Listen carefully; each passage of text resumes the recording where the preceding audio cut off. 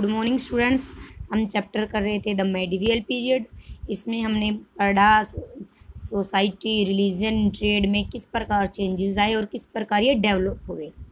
और now come to the point. Today's topic is main features of medieval period.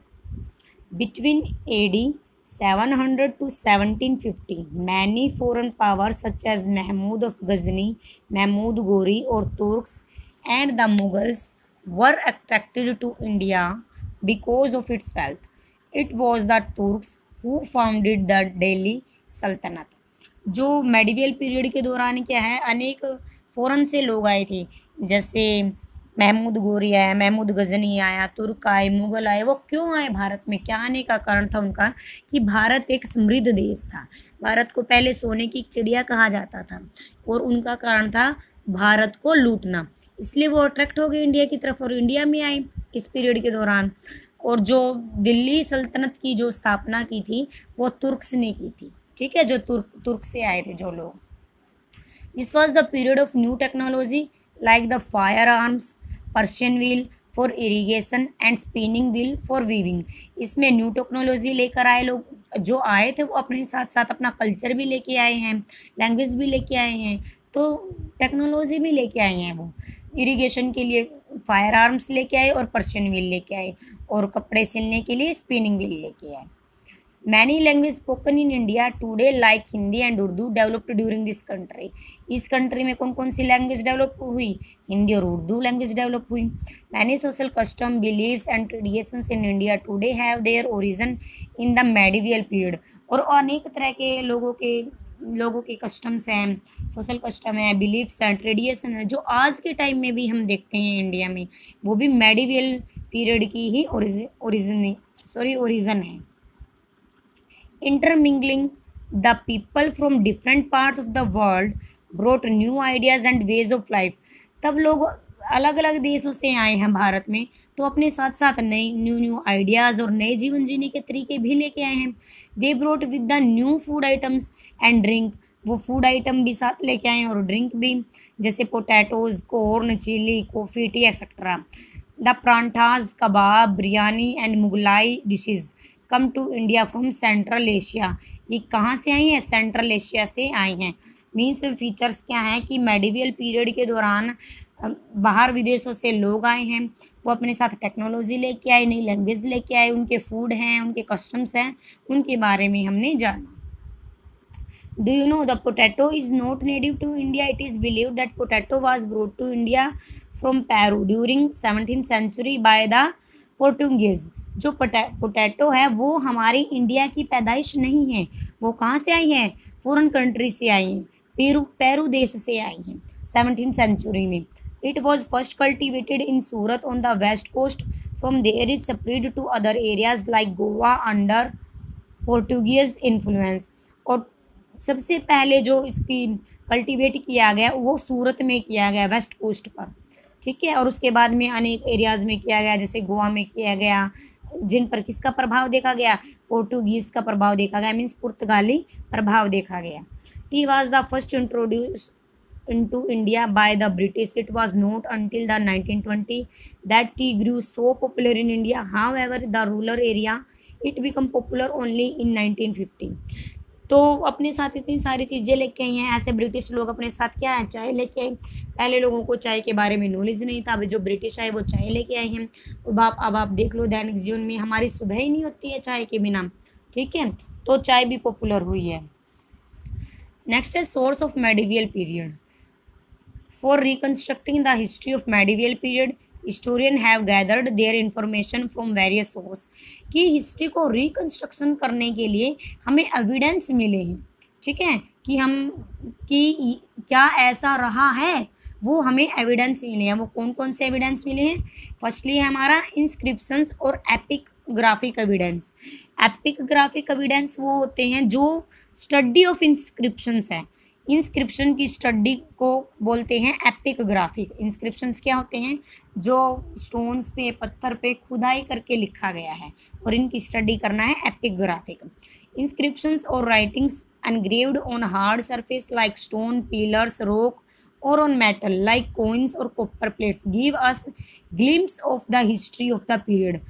जो जो ये लिखा गया है, खुदाई करके लिखा गया है स्टोन पे, पिलर पे, मीन्स हार्ड मेटल पे जो लिखा गया है, उस टाइम की, कौन से टाइम की, मेडिवियल पीरियड की हिस्ट्री के बारे में जानने को हमें मदद मिली है इन इंस्क्रिप्शंस से। Inscriptions recorded proclamations by king and gift to temple and learned men। medieval inscriptions और copper plates have been founded around many South Indian temple। जो साउथ इंडियन के टेम्पल है वहाँ पे क्या मिला हमें, कॉपर प्लेट्स मिली है जिन पे इंस्क्रिप्शंस मीन्स लिखा हुआ मिला है। और क्या मिला है, जो किंग और राजाओं के द्वारा जो गिफ्ट किए जाते थे या कोई घोषणाएं की जाती थी वो भी हमें इन पे खुदी हुई मिली है। मीन्स राजा द्वारा जो अपने विचार दिए गए हैं वो भी स्टोन्स पे, हार्ड मटेरियल पे हमें खुदाई करके हुए मिले हैं। Inscription dating back to Chalukya period have been founded at Pattadakal and Aihole in Karnataka. Pattadakal and Aihole Karnataka में इंस्क्रिप्शंस मिले हैं जो किस टाइम के हैं, चालुक्य टाइम के हैं। Some inscriptions are short and are dedicated to a temple or a state. The other are parahastic। Parahastic is a long poem in praise of a king written by poets appointed by the king। कुछ inscriptions क्या है, बहुत छोटे हैं जो indicate करते हैं temple और स्टेट को, और कुछ इंस्क्रिप्शंस क्या है, बहुत लॉन्ग है जो राजा के सम्मान में लिखे गए हैं। Since the parahastics are written by the poet appointed by the king, they may not be accurate। जो राजा के सम्मान में लिखे हैं, मान लो राजा के दरबार में कोई कवि है और वो अपने राजा के बारे में पोएम लिख रहा है, जाहिर सी बात है उसको तो वो बड़ा चढ़ा के लिखेगा, बड़ा चढ़ा के लिखेगा, तो जो आज के टाइम के हिस्टोरियन है वो इसको एक्यूरेट नहीं मानते। In such a case the historian have to recheck the fact from other sources. इन्होंने अदर सोर्स के साथ उसको रिचेक किया तो उसको क्या माना, एक्यूरेट नहीं माना, क्योंकि वो अपने राजा के बारे में लिख रहे थे तो वो बड़ा चढ़ा के ही लिख रहे थे।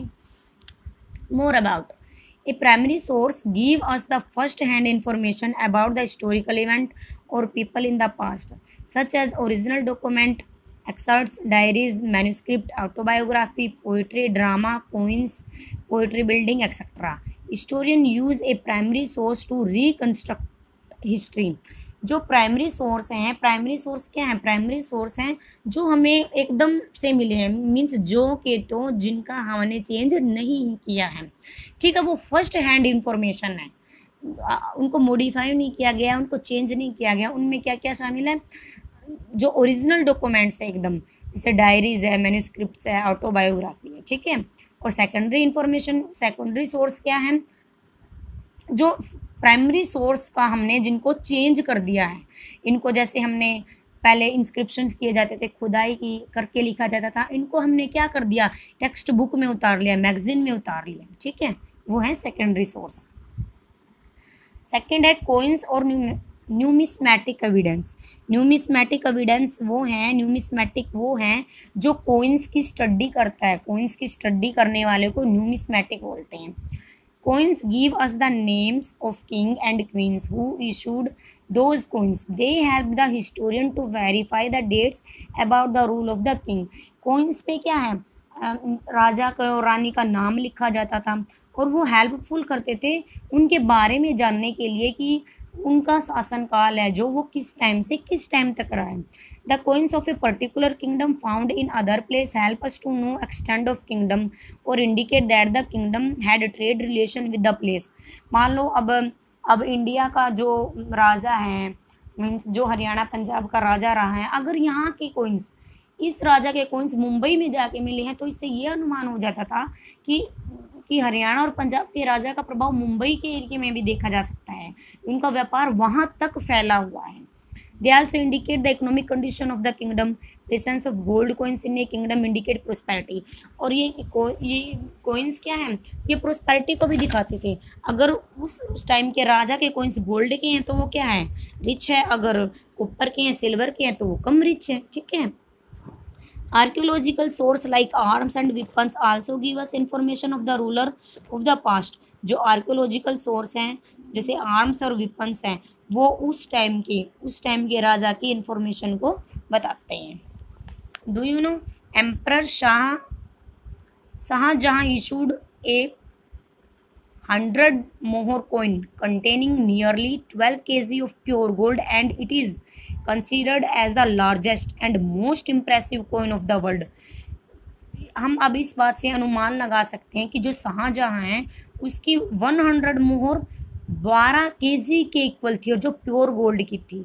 अब ये लगा लो, आप इससे एस्टिमेट लगा लो कि ये कितना रिचेस्ट रूलर था उस टाइम का। सेकेंड थर्ड है स्कल्पचर एंड बिल्डिंग और archaeological evidence. Sculpture and building, इसमें आता है monuments and ancient building. Monuments and ancient building including temple tell us about the religions and architecture of medieval period. They also tell us about the religious practices, social and economic condition etc. of their period. Some of these monuments are, जो monuments है वो उस time के राजा के बारे में बताते हैं। उस टाइम जैसे जो उसने टेम्पल बनवाए हैं, वो उसने टेम्पल बनवाए हैं, उसने क्या डिज़ाइन दिया उस टेम्पल का, उस टाइम की आर्किटेक्चर के बारे में बताया है। ठीक है, उसके धर्म के बारे में, उसकी इकोनॉमिक्स कंडीशन के बारे में बताते हैं। Temple such as Kandariya Mahadev temple at Khajuraho and Sun Temple at कोरनाट, ये उन्होंने टेम्पल के नाम बताए हैं। Monuments and forts like Red Fort, Amer fort, Gwalior fort, Agra fort, Chittor fort, Tughlakabad fort etcetera, कि किस राजा ने कौन कौन से फोर्ट बनवाई हैं। Places such as Jaipur, Jaisalmer, Jodhpur palace etcetera. Mosque such as Moti Masjid and Jama Masjid. ठीक है, ये उस टाइम की मीन्स मेडिवल पीरियड की मोन्यूमेंट्स, बिल्डिंग, प्लेसेस और मॉस्क्यू के नाम दिए गए हैं। नेक्स्ट है पेंटिंग्स और आर्टिस्टिक एविडेंस, कि paintings tell us about food habits, dresses, jewellery, customs, festival, celebration of important events of the period. They give us a very clear picture of the society of their time. Many manuscripts had beautifully paintings in watercolor illustrate the text. Since these paintings are very small in size, they are called miniature painting. कुछ painting क्या है, जो painting है वो हमें बताती है। मान लो पेंटिंग में कोई तस्वीर है, वो बताएगी कि उस टाइम के कस्टम कैसे थे, कैसे तरह के वो फेस्टिवल सेलिब्रेट करते थे, कैसे उनकी हैबिट थी, किस तरह का वो खाना खाते थे, किस तरह की उनकी ड्रेसिंग सेंस थी। तो क्लियरली पिक्चर शो करता है उस टाइम की सोसाइटी की। और ये मैन्यूस्क्रिप्ट इतनी सुंदर होती है, इतनी ब्यूटीफुल होती हैं कि इनकी व्याख्या की गई है, वाटर कलर के साथ ये बनाए गए हैं। और ये पेंटिंग साइज़ में बहुत क्या होती हैं, स्मॉल होती हैं, इसलिए उनको मिनिएचर पेंटिंग बोला जाता है। Miniature painting made on cloth, wood, palm leaf और paper were very popular under the Mughal life. Artist were specially appointed by Mughal emperor and Rajput king to make their portraits और depicts their court scenes. These lifelike painting or provide very valuable information about the king and their period. The art and the subject narrated in the miniature painting are like a mirror. वही बात बताइए इन्होंने कि उस time की जो painting है वो बहुत छोटी होती है, मिनिएचर होती है, वो क्लोथ्स पे, वुड पे, पेपर पे बनाई गई है। मुगल एम्परर और राजपूत किंग की पेंटिंग बनाई गई है, जो उनको दिखाते हैं वो किस तरह के थे। और कुछ पेंटिंग क्या है, वैल्यूएबल इंफॉर्मेशन प्रोवाइड करती है। They reflect the contemporary society and show how the people of India lived in those days. If we look carefully, we can see the style of living of Indian princes, king and emperor, and the types of customs and ornaments these people used to wear in the medieval era. कि मान लो ये painting दी गई, इसमें दिखाया गया ये राजा है, राजा इस तरह की गद्दी पे बैठा करता था, और ये किस तरह के लोग कपड़े पहन रहे हैं, कैसे उन्होंने पगड़ी पहनी है, किस तरह के बैठते हैं। मीन्स पेंटिंग से हमें पता चलता है कि उस टाइम पे क्या रहा है, किस तरह का राजा होता था, कैसा वो व्यवहार करता था लोगों के साथ, कैसे कपड़े पहनते थे, कैसे आभूषण वो डालते थे, ये सब हमें इनसे पता चलता है। फिफ्थ पॉइंट है हमारा हिस्टोरिकल राइटिंग्स और literary evidence. Literary evidence. There is a rich collection of literary source of medieval period such as plays, novel, epics, biography and scroll in archives, museum and library in India and in other countries. हमें literary evidence मिले हैं, means साहित्य मिले हैं जिनसे हमें medieval period के बारे में आसानी हुई है, और ये बहुत ज़्यादा मिले हैं इनका कलेक्शन मेडिवल पीरियड के दौरान। प्ले के रोल में कोई मिला है, किसी की बायोग्राफी मिली है, और ये सब कहाँ पे म्यूज़ियम और लाइब्रेरी में रखे गए हैं इंडिया की और अदर कंट्री की। More about the historical record और the place where they are kept are known archives Archives consist of record that have been selected for long term or permanent preservations because of their historical value. जो ये आर्चिव्स हैं, आर्चिव्स किसको बोला जाता है? जो historical record है, हिस्टोरिकल रिकॉर्ड को सुरक्षित रखना ही आर्चिव्स है। और इस आर्चिव्स को परमानेंट लॉन्ग टर्म तक बनाए रखना, क्यों बनाए रखना? क्योंकि उनकी अपनी हिस्टोरिकल वैल्यू है।